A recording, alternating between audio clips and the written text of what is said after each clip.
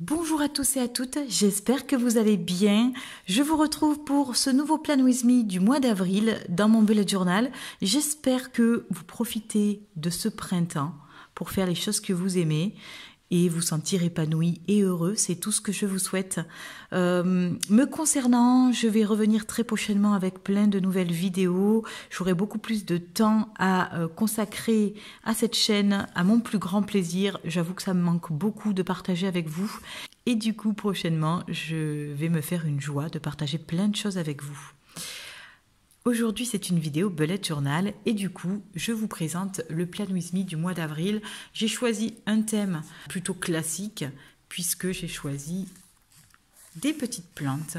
Alors ce coup-ci, j'ai choisi quelque chose d'assez sobre, c'est-à-dire que j'ai dessiné des plantes avec un feutre noir. J'ai principalement utilisé ce stylo Faber-Castell en taille S, donc vous voyez la mine c'est du 0,3, la mine est relativement fine, ce qui permet d'avoir des dessins très très précis et j'aime beaucoup.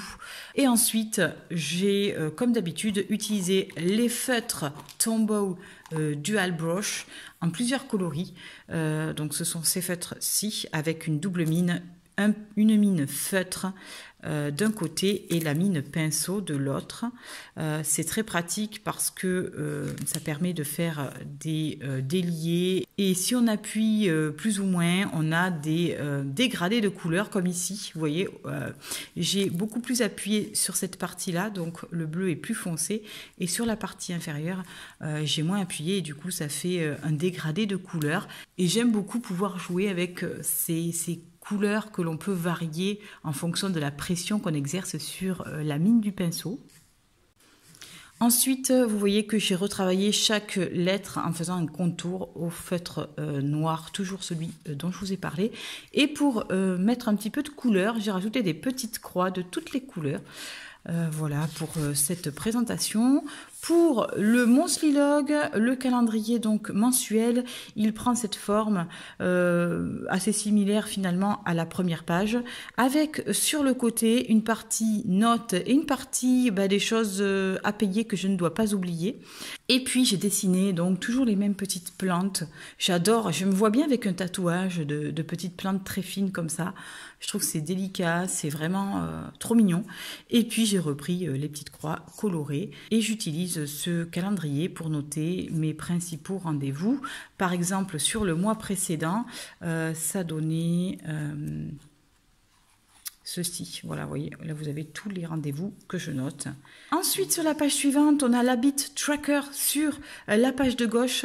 Vous voyez que je traque toujours les rendez-vous chez les médecins parce que nous, on a, avec les difficultés de ma fille aînée, TDAH multidis, nous avons beaucoup de rendez-vous médicaux et en ce moment aussi particulièrement pour toute la famille. Donc, je note les jours où nous aurons des rendez-vous chez le médecin. Là, tout est vierge encore.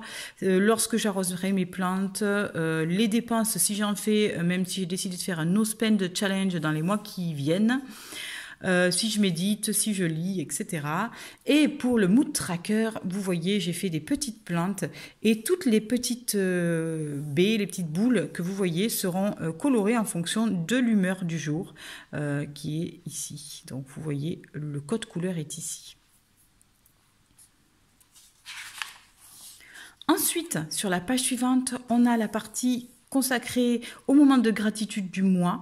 Ici, je viens souvent dessiner ceux qui m'a fait plaisir, ceux pour lesquels j'étais heureuse pour chaque mois. Et ça me permet, quand je les refeuillette, de me souvenir de jolis moments passés. Et c'est toujours agréable, je trouve, de garder en mémoire ce qui a été positif. Sur la page de droite, on retrouve les deux cadres que je redessine chaque fois, les vidéos que je publierai ce mois-ci, ainsi que un petit cadre que je réserve pour des petites annotations. Et ensuite, on commence avec les premières weekly. On a celle-ci qui commence donc le 1er avril, un jeudi, avec au centre un rappel du thème et sur les côtés, vous le voyez, les jours de la semaine, ainsi que des cadres là, du coup, qui seront un peu vacants, puisque la semaine commence un jeudi, donc ça fait un petit peu plus d'espace. Et ensuite, sur la semaine suivante, voilà comment ça se présente. J'ai fait un rappel du thème en haut et en bas avec des petites croix colorées pour venir dynamiser le tout. Et je viendrai écrire en dessous de chaque jour les tâches à effectuer, donc ma petite to-do list que je viendrai illustrer en fonction des humeurs du jour. Et puis je continuerai comme ça chaque semaine. Voilà pour cette présentation. J'espère que ça vous aura plu.